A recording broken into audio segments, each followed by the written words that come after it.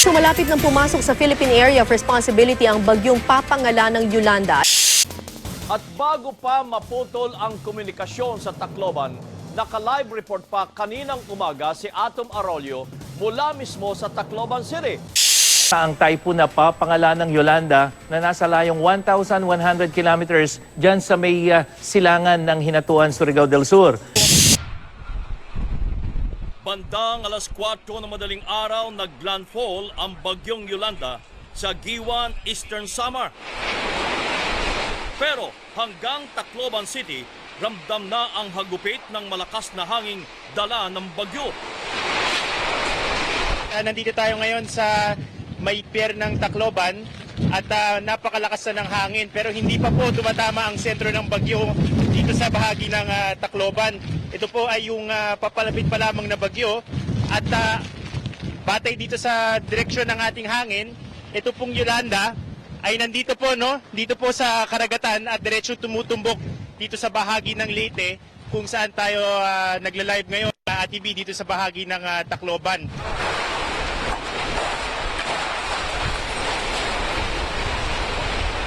Pasado alas 6 ng umaga, nasa kalye malapit sa downtown Tacloban ang reporter naming si Atom Arroyo at nag-uulat ng live sa umagang kay ganda.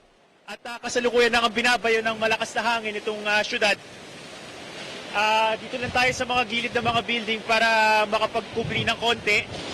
Pero sa ngayon, kailangan ko lang ilarawan sa inyo yung nararamdaman nating lakas ng hangin dito.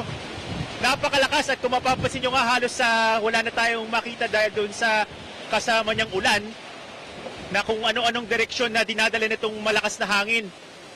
Dito sa going downtown sa magkabilang bahagi ng kalsada, marami ng mga nagkalat na debris at hindi pa tayo sigurado kung ano yung mga lugar na napinsala nitong bagyo.